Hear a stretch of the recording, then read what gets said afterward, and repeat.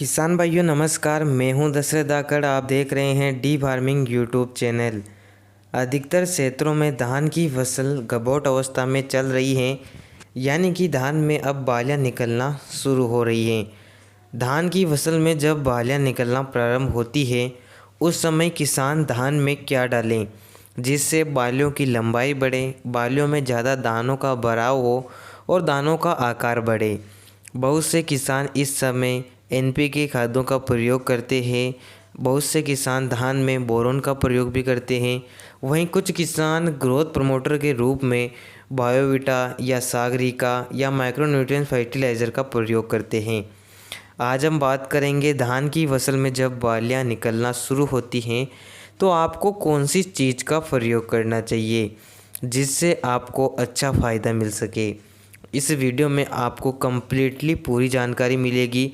अगर आप ये वीडियो पूरा देखते हैं तो आपको काफ़ी फ़ायदा मिलेगा और आप धान के उत्पादन में बढ़ोतरी कर सकते हैं। वीडियो को आखिर तक देखें। चैनल पर नए हो चैनल को सब्सक्राइब करें, पास में जो घंटी का निशान है उसे ज़रूर चालू करें ताकि आपको हमारी हर एक नई वीडियो का नोटिफिकेशन सबसे पहले मिल सके। किसान भाइयों, सबसे पहले हम बात करते हैं धान की फसल में आपको बालियां निकलते समय कौन सी चीज़ों का प्रयोग करना चाहिए।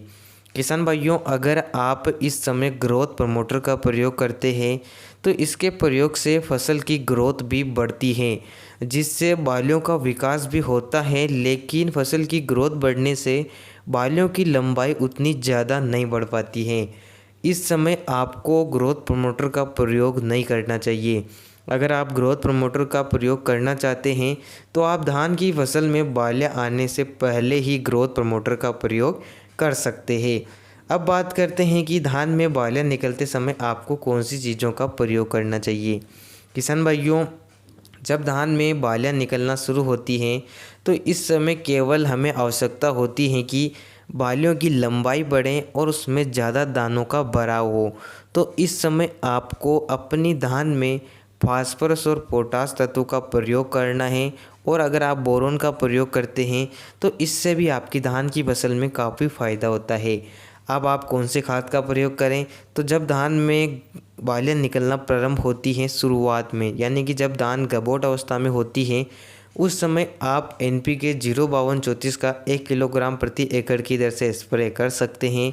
इसके अलावा जब धान में बालियां निकल जाती हैं, दाना भराव का समय होता है, उस समय आप एनपीके 0050 का प्रयोग करें। इसकी मात्रा भी आपको 1 किलोग्राम प्रति एकड़ के हिसाब से रखना है। अब बात आती है बोरोन की। किसान भाइयों, बोरोन का प्रयोग अगर आप धान में बालियां निकलते समय करते हैं तो बोरोन भी आपकी धान की बालियों की लंबाई को बढ़ाता है, साथ ही दानों का भराव अच्छे से करवाता है, दानों का आकार बढ़ाता है। तो बोरोन का प्रयोग भी आप लगभग 200 ग्राम प्रति एकड़ की दर से कर सकते हैं। बोरोन का प्रयोग आप एनपीके 05234 के साथ या एनपीके 0050 के साथ कर सकते हैं। अगर आपकी धान की फसल में बालियां निकलना शुरू हो रही हैं तो आप उस समय ग्रोथ प्रमोटर के स्थान पर एनपीके खाद या बोरोन का प्रयोग करें, जिससे आपको काफ़ी अच्छा रिजल्ट मिलेगा। आपका उत्पादन भी डबल होगा, धान में बालियों की लंबाई भी बढ़ेगी, उनमें ज़्यादा दानों का भराव होगा, जिससे हमें काफ़ी फ़ायदा मिलेगा। तो धान में आज हमने बात करी बालियां निकलते समय किसानों को कौन सी चीज़ का प्रयोग करना चाहिए। जानकारी पसंद आई हो तो वीडियो को लाइक अधिक से अधिक शेयर करें। मिलते हैं नई जानकारी के साथ नए वीडियो में। धन्यवाद।